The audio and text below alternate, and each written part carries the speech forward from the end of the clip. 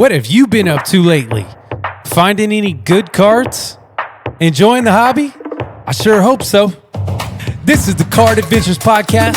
My name's Curtis, and I'll be your guide on today's card adventure. You ready? Hey, let's go!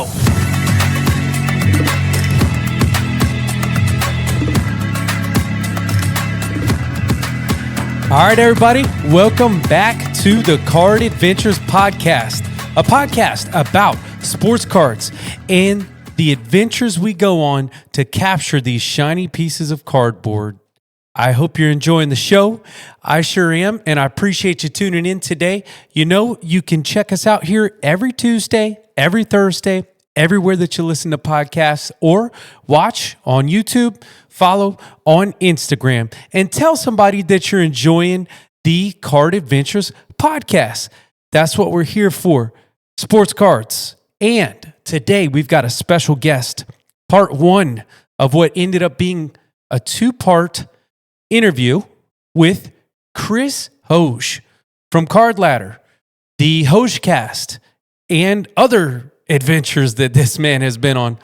Really cool guy in the hobby. We're going to have a really good time in the next two episodes with Chris. I ain't got nothing else to say, y'all. We jumping right in. Here we go. All right, everybody, here with today's guest, Chris at Chris Hoge. You probably know him from his work with Card Ladder, House of Jordans, and his Hogecast, and now more recently his 90s MJ 101.com, which we'll touch on here a little bit. So Chris has done a lot of things involving the hobby. And Chris, you are one of the guys that I have followed a lot in the hobby since I got back in 2018. And I just always enjoy your passion. I have to say this, I feel like you are the intersection where passion and information collide. And that's kind of like who you are. I could tell that you're very passionate about the information side of things. And I'm sure that just your love for the hobby drives that. But I don't want to speak too much for you. Welcome on to the show. How you doing? Doing great. That's a very, very kind introduction. So let me return the favor a bit and say, I remember talking, you and I have had like several like phone conversations, just DMs over the years. Yep. I remember just sort of catching up at various milestones along both of our collecting journeys. It's always been a pleasure to watch you create content. You make genuinely viral Instagram card content with sort of the way that you show the cards and the way that you narrate and sort of take it from a posting to storytelling, which is much more difficult to do than it seems. And I really admire the way you do that. And yeah, I've just it's great to collaborate here on this. I think you bring an energy and a style of content creation, a professionalism in content creation that obviously says to me that either you work in this field of content production and video production and audio production, or you are like a very, very serious hobbyist with it. So it's an honor to join you here. Well, thank you so much. I really appreciate that. You know, I have just done a lot of things over the years. I've done a lot of audio production, engineering, stuff like that. As far as photo and video goes, I literally just learned it from developing a passion of wanting to share my sports cards. I had no previous photo or video experience. I don't know. I just got more and more passionate about how can I make this look better? How can I present this better? I want to share this with people. And I do take it very seriously, although it is not my full-time job. I do really appreciate those compliments, man. It means a lot. I appreciate you, buddy. Yeah, well, there's a natural talent here, but it lines up too. Some of your collecting philosophy, sort of like I remember there was a period where you were sort of emphasizing raw cards and sort of showing them in one touches and really removing all the plastic to capture the full beauty of some of these cards. And so you have the eye for it, I guess. Yeah, I enjoyed that 7 years of collecting. Until it became too expensive to continue to do it that way. I lost thousands and thousands of dollars cracking perfectly good PSA 9s out of slabs. I have to say this because sometimes people are like, well, why don't you just buy the card raw? Well, you got to realize until recently, now that a lot of PSA 6s and 7s are being cracked out and being presented as raw, there was a good 5-year period where it was just hard to find raw cards. If I wanted the card, I had to buy it in a slab because everything was slabbed for years, for a good 5-year period at least. So I was cracking slabs, losing money, got tired of it, and so yeah, whatever. Anyways, I still appreciate the card for the card, whether it's a raw card, PSA 10. It's all about the cards, baby. Well said. Well, I want to again welcome you on. Thank you for joining, and I want to ask you as we jump into this, because I couldn't remember. I'm sure you've shared it many times on many episodes. Just briefly, how and when you got back into the hobby, assuming you collected when you were a kid, but yet I don't want to assume. Yeah, yep. I definitely collected as a kid. My first full the sharpest memories I have of collecting as a kid were 1993, 94 products. I think for one holiday, I think my big present, I don't remember if it was a birthday or what. My big present was a hobby box of 1993, 94 Ultra. I think it was Series 2, which if I'm not mistaken, was the one that had power in the key. And I always really, really liked Scoring Kings. Oh yeah. That was that was the box hit, I think, from Series 1. And I think Power in the Key was the box hit from Series 2. And from that box, I'm pretty sure that's where I got my Chris Webber Power in the Key, was out of that box. Because there's maybe 9 or 10 players in the set. But that was really exciting because Chris Webber had my name. And he was a great rookie that season. And I was really excited about that. So yeah, I mean, that was the 93, 94 was a very memorable year for me for collecting. But I started a bit before that, sort of going to garage sales with my mom, and there would be these team bags just stuffed with hoops commons, and I would pick those up. And so yeah, I collected as a kid, but I really stopped towards the mid to late 90s, probably right around 97 or so, 98. I remember buying those 97 SPX packs for $5 or $10 a pack, and that was a really big deal. You got one card in the pack, Oh, it was a one card pack? Wow. I think it was one or a 2-card pack or something. But it felt really high end and important. Oh yeah. And I remember going through those and trying to build sets and stuff, but only being able to afford maybe 5 packs or something. Yep. Me and you started collecting in the same era. I remember working with my grandparents who had a cleaning business. So I was a teenager, and I would work with them and earn cash and go to the hobby shop. I remember buying boxes of Flair Showcase, which was high end at the time. Flair Showcase for $75 for a box. And I was living high on the hog back then, man. Yeah, no, all that. I remember Topps Embossed felt so neat when it came out. I remember the first Flair, which was the cards were inside of this, each pack was a mini box that had a plastic wrap around the cards. So you had to open the box and you got to the cards, which were in their own little translucent plastic wrap. So you could kind of see what the front and the back were, but you had to open the little box to get in there first. I just remember all of that. But yeah, so I collected during the early to mid 90s, but kind of dropped off towards the later 90s. And then I didn't come back until 2016. And the thing that brought me back was I went back to college at a non-traditional age. So I didn't really start college until I was 24 or 25. And then I did college and I graduated, and then I was preparing to go to law school. And so I took a year off in between to study for the LSAT and just kind of take a year off, basically.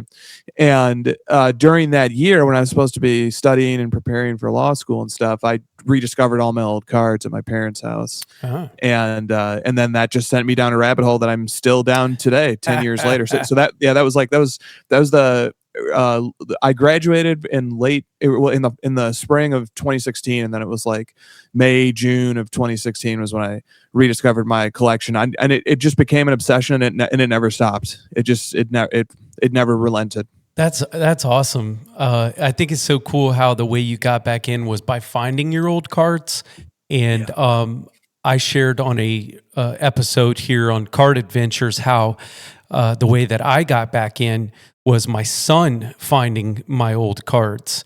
And so that's a whole nother story, but just cool how we didn't throw the cards out back then. We kept them in our attics or whatever, and ultimately brought us back. And so you've been back in the hobby for 10 years now. And I was looking at your page the other day, trying to find some cards that I wanted to share. And I noticed that you had maybe recently, I don't know when, updated your profile saying all the guys that you collect. Michael Jordan, Nikola Jokic, Luka Doncic, Patrick Mahomes, Christian McCaffrey, Le'Veon Bell, and Brock Purdy. Nailed it. Yeah, I made it cryptic. I only put their initials, and sometimes people are like, who's LB or whatever. It took me a minute to figure it out. And the only reason I found out who LB was because I found the Le'Veon Bell card. And so that's freaking awesome. And I'm imagining that you probably when you came back in, was it more about MJ, or did you just have a bunch of stuff and then narrowed it down to MJ, and then you went to Luka and Jokic and all those guys? Like, quickly, like, who did you focus on when you came back, and how did you evolve into some of those guys? You pretty much nailed it. There's just one other step in between. Like, when I first came back, like, I had lots of Michael Jordan cards, but I had Kobe cards, I had Chris Webber, I had like tons of stuff in there. And I was a huge Hakeem Olajuwon was my favorite player as a kid, so I had the dream. A lot of Hakeem stuff, yeah. And I sort of, but from the putting on my adult goggles and looking back at my cards and thinking about what chart I wanted to make going forward, what path I wanted to chart going forward, I should say, I quickly I tried like collecting some Kobe stuff, and I loved it. I tried collecting Hakeem stuff. I loved it too, but I just felt too diluted. I wanted to more narrowly focus. And so I just settled on Jordan. I settled on him. And then it was just all about, learning how eBay works, learning how the community works today, learning how shows work and shops, and where I can find these cards, and how does grading work, and just the whole thing, just the really starting over and learning all this stuff. And so there was Jordan, and I was heavily Jordan focused for 2-3 years, and then maybe around the year 3 mark, as Christina and I would often do, we would open like new boxes from the new releases. And you got to remember, this was a time when Prism hobby boxes were $200, $250. So it wasn't breaking the bank. And it was just this one road trip, and we were coming back home, and we stopped at a card shop, and we got a Prism box, and we got some Luka cards out of it. Because at this time, this was around the time when he was a pretty big deal as a new rookie. Yeah. And it was around that time we turned on ESPN, and he's in all the highlights, and we were just like, let's try and find the Luka Silver, and then we found a Luka Silver, and just snowballed into starting a Luka collection. And then collecting an active player made me really start paying attention to all the players in the league, start learning about stats and how performance is measured, and taking a more interest in the history, the ongoing history of the game that's being forged. That kind of led me to Jokic. And then I branched on to football, and that led me to Le'Veon Bell and McCaffrey and Mahomes. And then, but the most recent stop on my collecting journey is actually going back to the beginning, going back to Michael Jordan. Well, 2 things that I wanted to say. Well, one thing I want to say, and then a question. I got back in 2018, and I also was ripping some of that 2018-19 Prism where Luka was the rookie. I must confess, when I started doing that, I had no clue who Luka was. I wasn't after Luka. I was just getting back at the hobby in that time, and I was just ripping cards, just looking for whatever. But it was a lot more affordable, and it was fun. Funny, quick story. Fast forward a few years later, after I was well back into the hobby, post-COVID boom, obviously collecting Luka at that point, all kinds of things. I went back in this journal that I had. My daughter bought me this little Nintendo journal, and I was like, yeah, I'm going to use this to write some stuff in. And I opened it up, and out fell a Luka Doncic and a Trae Young shock prisms. You remember the shock design? And I was like, what the heck? I didn't remember pulling them. I didn't remember putting them in there. But somewhere around 2018, 19, when I was ripping that stuff, I pulled those 2 cards and decided to put them in that journal. But I thought that was funny. That was really funny. But that was a fun time ripping for sure. Too bad it's not that cheap anymore, or else I'd probably still do it. So Yep. It was a fun time, and it was fun too to have those experiences, which I had a few of as well, where after everything exploded in terms of the market and stuff, and go back and find these old things that just got put into a box or something, and all of a sudden they're worth hundreds of dollars. Yeah, and if they grade well, even more. Yeah, and when I found them, they were worth a couple $100, and I at the time I never remembered putting them in there, and I wouldn't have known who Luka or Trey were at the time when I did it. But for whatever reason, it's just kind of funny. But I have a question for you, because you're talking about the different guys that you collected and stuff. And a couple of the guys, particularly one is a little bit of a surprise for me, which I like, because anybody can collect Michael Jordan, Luka Doncic, right? But somebody like a Le'Veon Bell, not a lot of people collect him. And so I'm curious, not just why you collect him, but what causes you to begin to collect a player in general.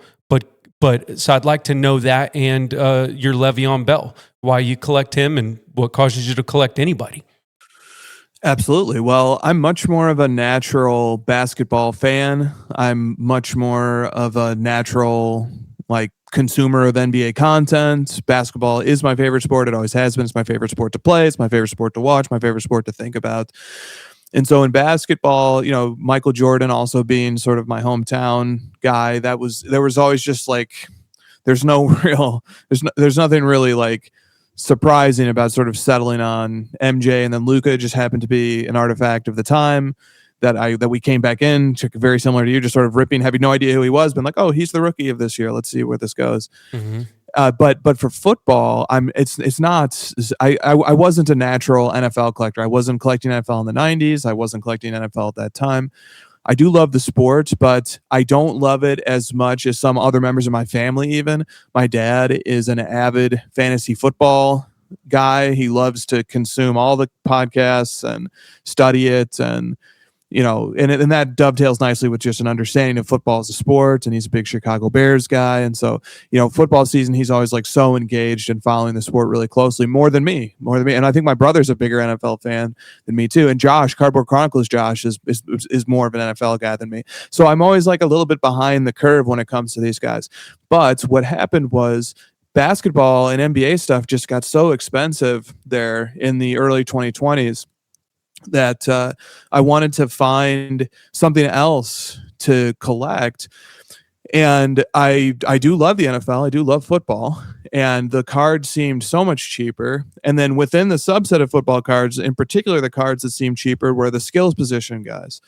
And so I saw an opportunity there to have low risk, low stakes collecting fun by focusing on some skills position players who, I might really like and admire, that just don't command a big market premium and just don't have a lot of collectors.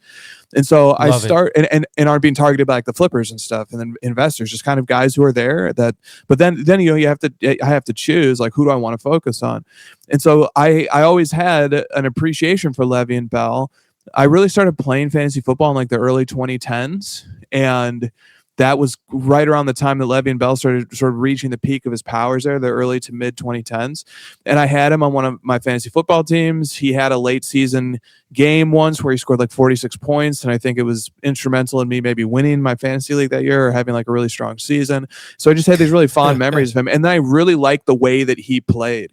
I really liked his unorthodox style. He was so unique. There was really nothing quite like him. Such a patient style, and always kind of had me on the edge of my seat watching him play. So it was just as I was thinking, hey, if I want to collect football, who do I want to collect? He just automatically came to mind. And then, I started scouring collector pages, eBay, marketplaces, started doing history research, looking at price results, looking at what was his rookie season, what were his key cards. And I just started gobbling stuff up. And it's tough. His cards are tough to find, not because they're super expensive. They're not, but just because they're not super expensive, because like people would, most of the time rather just, hey, this is a cool Le'Veon Bell card, I'll just hang on to this rather than sell it. But I was able to get a few cool ones. One of the cards that surprisingly gets a lot of conversations going when I talk to people is the 2013 Select Black Le'Veon Bell. Boom, baby. Since you brought it up, we're going to have to talk about it. This is one of the ones that I picked from your page. Freaking amazing card. 2013 Select is amazing. The Black Prism obviously is amazing. Everything to me about this card is amazing. Now start over and tell us what you love about this card. Yeah, so this card, people really like to an unusual level connect to this card among any that I've ever posted. And there's a obvious color match going on here with the Steelers black against the Select black. It's an historic set, being Select's first football issue under the Panini banner. It's a 1 of 1 of 1, meaning that it's the only 1 of 1 parallel to the base set. It's got the big chunky rookie badge, and it's got that sort of gold border that frames him in the center of the card, and even that really quite nicely matches the Steelers colors. So the black and gold theme is strong. Yes, it is a cool historic set. Fun player to collect. I love everything about this card. I love everything about 2013 Select football and basketball. It's probably my favorite Panini offering, 2013 Select, and I wish that Mike Evans had a 2013 card, but obviously he was a rookie in 2014. Yeah. A year too late. In 2013 Select too was during the era of Select, when it didn't have multiple tiers. It was just one. Every player just got one card in the base set. And I liked that so much more. I liked Select before it got overprinted and all the multiple tiers. And when Select was really Select, the early Select stuff is my favorite stuff, particularly 13 and 14. It was beautiful stuff. Speaking of 1 of 1s, you are in this time where you're taking on a new project, and that is your 90smj1of1s.com.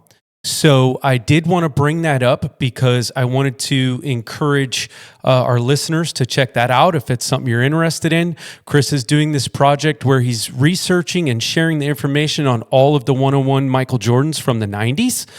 This is a little screenshot from his website, if you will. And this is, why don't you tell us real quick about the Lucky 7? Absolutely. So, thank you for putting a little spotlight on this website. It's definitely my passion project right now, and I love doing the research. I'd been doing it in sort of in isolation by myself for a few years, and I decided to spice it up with some nice visuals and take it public. And the visuals I have to credit Frizzo Collects for creating mock-ups of all of the 1 of 1s that I document in this research. He made beautiful images of the cards. So some of them are mock-ups. They're not the original images, assuming because you can't find a lot of the original images.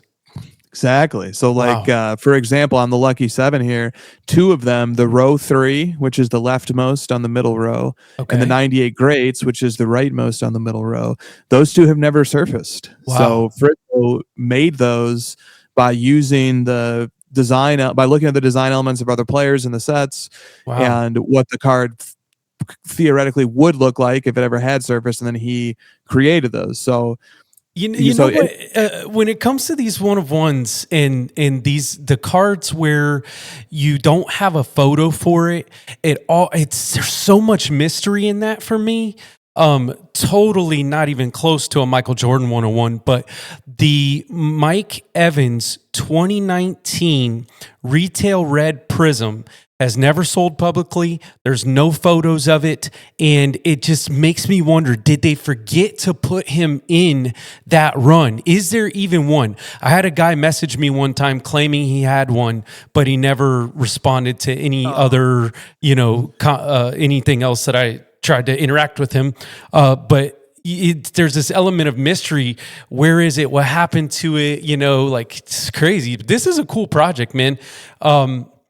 And I want, again, if you guys want to check out Chris's project, 90smj1of1s.com, check it out. Speaking of one of ones and 90s MJs, you actually have this one, the 97 Upper Deck PowerDeck Audio White one of one. I have to admit, I forgot about the PowerDeck Audio until I saw you post this card recently. Yeah, this is a very exciting card. This card is very obscure.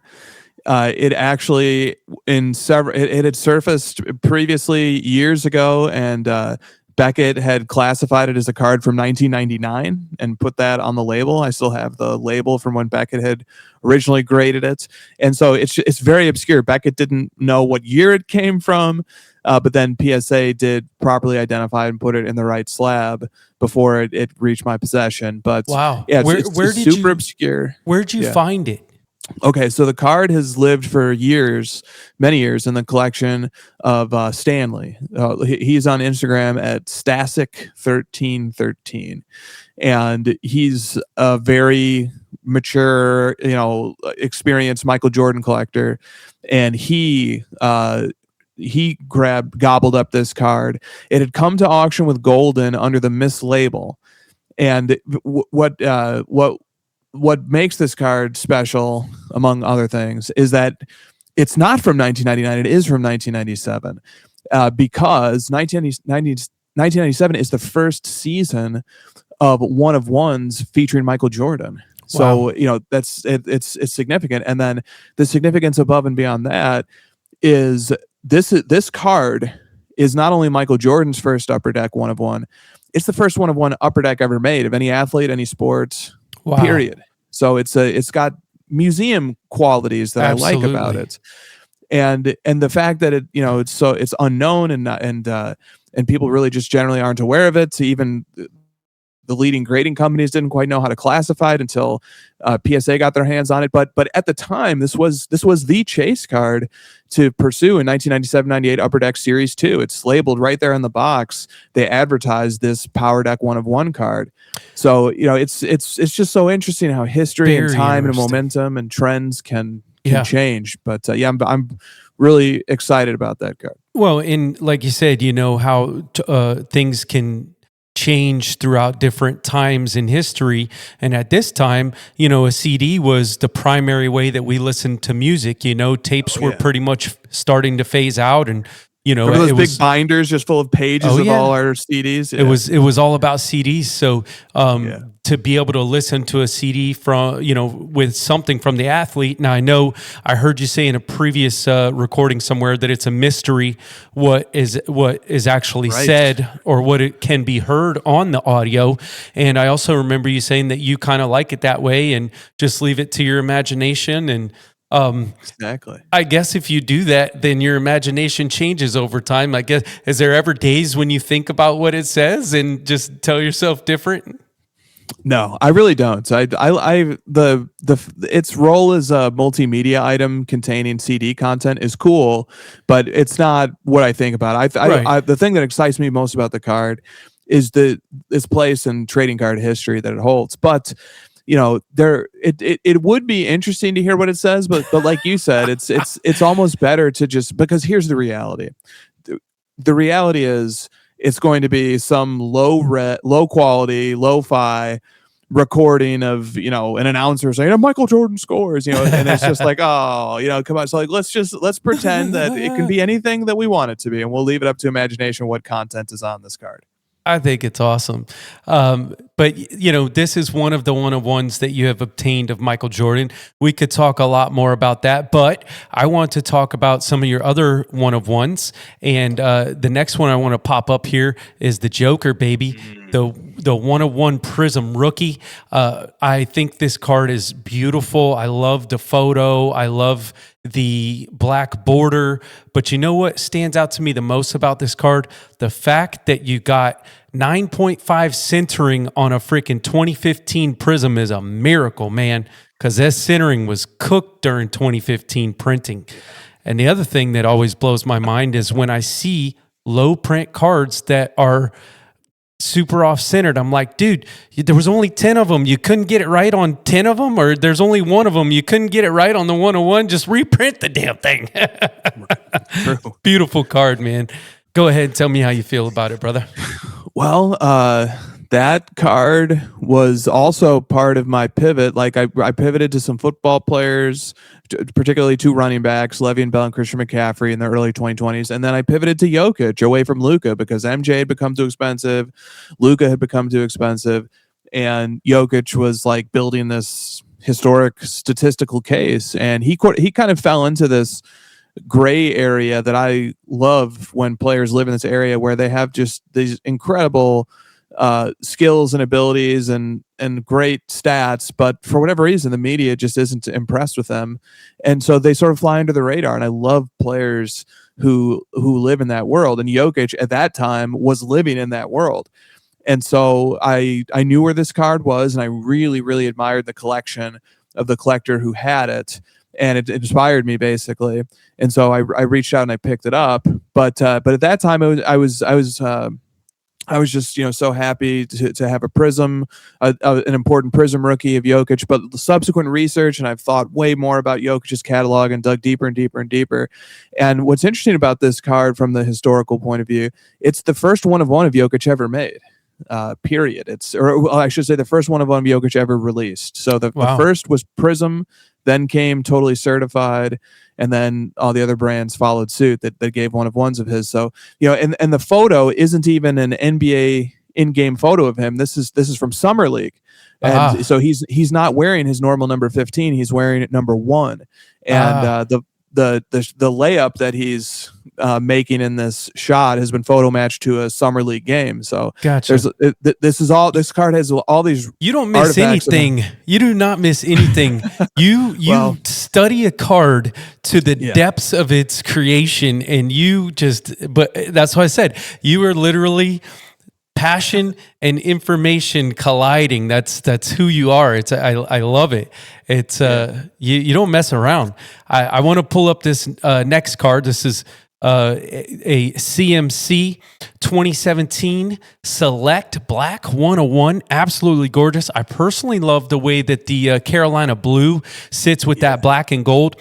One thing that I love about the 2017 Select is that they didn't do the like checkerboard pattern because the Select kind of evolved to that. Their golds, their blacks, all have the checker pattern for the most part. I have the gold Mike Evans, and I haven't even shown it. I actually just got it back from a sub. I gemmed the card.